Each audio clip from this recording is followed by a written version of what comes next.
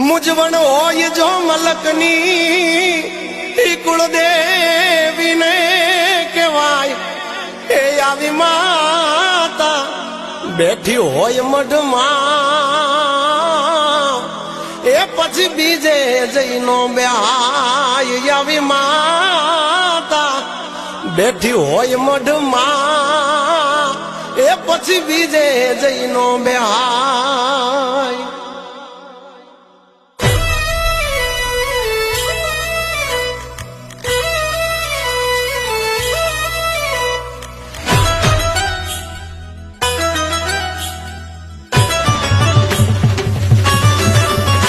હે જૂનું